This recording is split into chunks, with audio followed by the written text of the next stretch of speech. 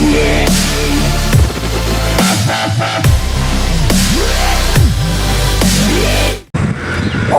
morning mga boss. Time check 8 o'clock in the morning. Lalakad-lakad tayo dito sa may sa kalsada. So liputin natin itong area ng accommodation namin. Ito pa ito nalilibot, ngayon ko palang ito lilibutin. Ito yung labas niya. May mga bakanting lote pa rin dito.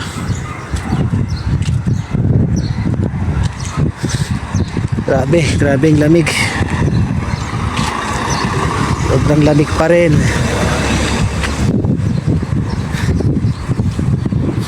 Tahimik po ang lugar dito sa Greece, lalo pagka winter. Siyempre bira silang lumalabas. Lumalabas lang sila pagka may mga trabaho o kaya naman namimili sa supermarket, kasi hindi pwedeng magsara yung supermarket dito pag winter. Pero kalamitan nasa loob lang talaga sila. Napakaganda ng lugar. Dito may mga tanim-tanim din sila. Ayan, may mga tanim. Dulo na pala to, wala nang daanan. Balik na tayo.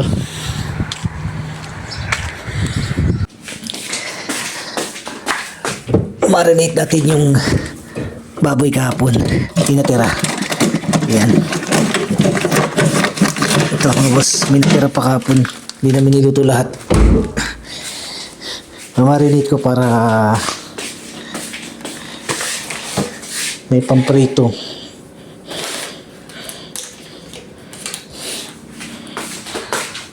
Wala akong lagayan.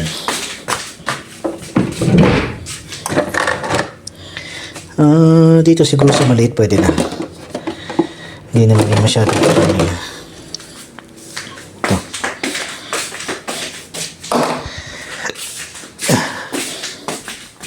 Siyempre toyo, oyster sauce.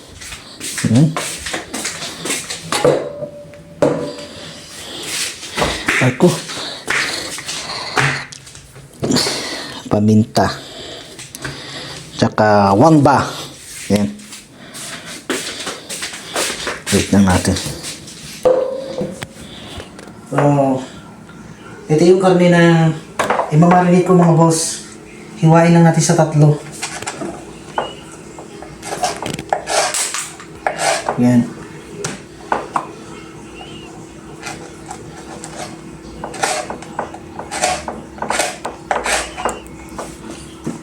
Tapos ito. Tanggalin ko lang yung mga buto kasi hindi yan mahiwa sa maliit na kutsilyo eh.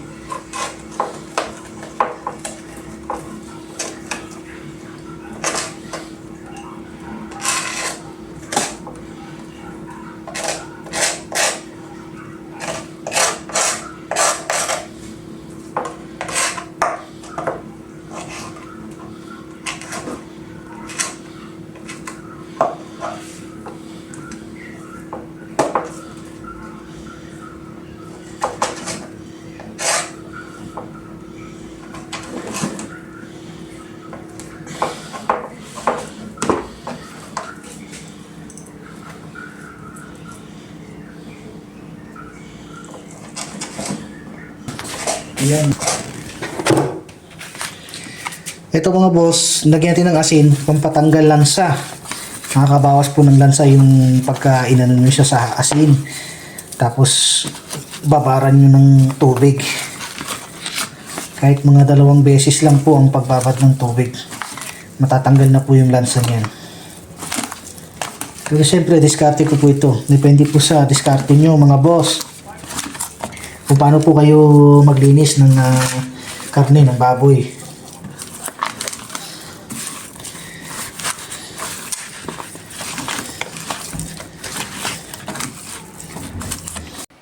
Nalinis ko na yung pork na in-slice natin mga boss. So mamarinate ko na siya ngayon, no? Lagyan lang natin siya ng paminta.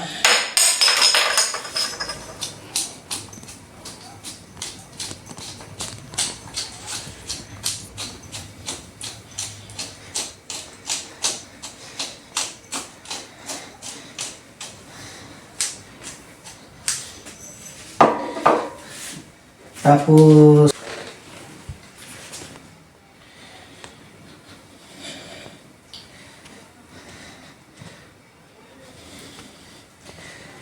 itong oyster sauce na to mga boss, masarap siya, fairness. Nagustuhan siya ng wife ko, yung lasa niya. Tapos, toyo mansi, nasa inyo. Ito kasi toyo mansi lang yung available namin.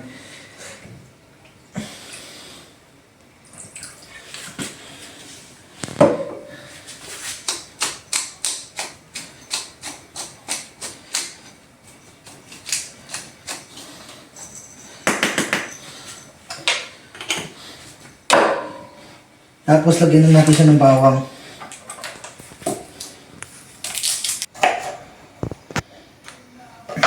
Ayan, ito na siya mga boss. I-mix-mix lang natin. Para malagyan yung ibang in-slice natin baboy. Kaya pwede nyo na po itong lutuin. Pero mas better kung i-marinate nyo ng mga 24 hours, depende, 3 hours. Depende sa inyo kung gusto nyo na siyang lutuin. Pwede naman na. Mas maganda kung manunuot yung lasa. Para pwedeng ihaw, pwedeng prito. Nasa inyo na po. Yan. Kasi lalagay ko lang po ito sa sa rep. Ayan. Ayan na siya mga boss. Subukan natin yung minarinate natin kanina mga boss. Magpa-fried ako. Ayan. Kasi tanghali na po dito. Pag alas 12 na.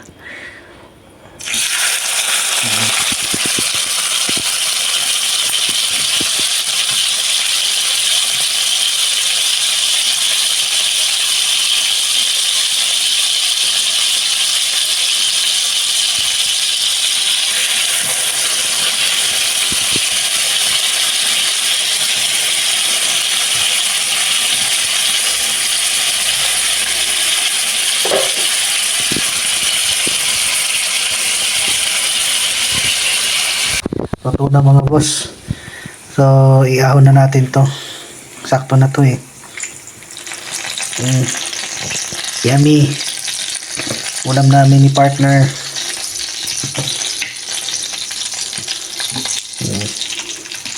Sakto lang yan. Yan. Kain po tayo mga boss. Yan.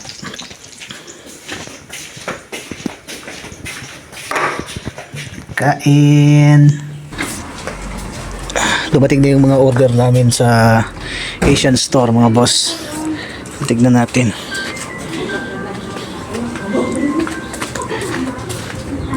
Ayan. Ito yung mga order namin sa ito yung sa kanila. Ito naman yung sa amin. May kasama. Yeah, pasok na natin to. Para makita natin kung ano naman. Ito na siguro. Yeah, close ko lang at napakalamig.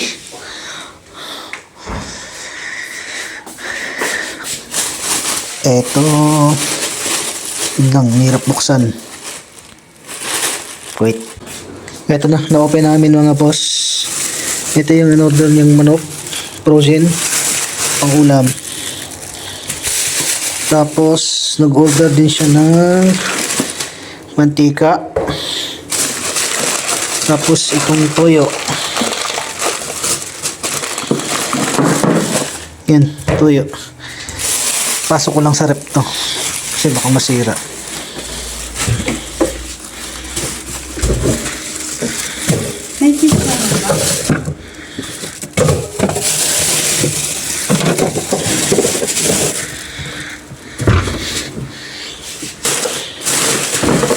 Tapos, ito pa. Ginata. Magic sarap.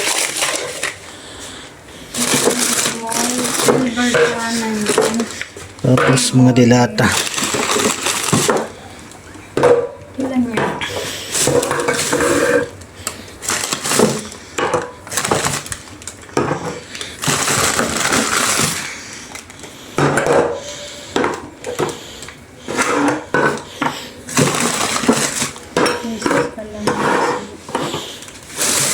Tapos ito, may kinuha din si Mrs. na gatas.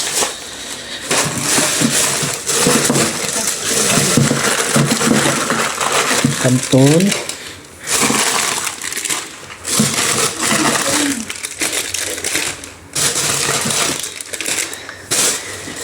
2, 4, 6. Anim na anim na kalamansi. Tapos anim din na kanton na spicy. Kalamansi gat chili mega. Coconut milk sour brand. Ayan lang po. So, meron na kaming pang-ulam sa mga susunod na araw. Kasi wala pa nga po kaming trabaho as of now. Di pa kami nag-i-start. So,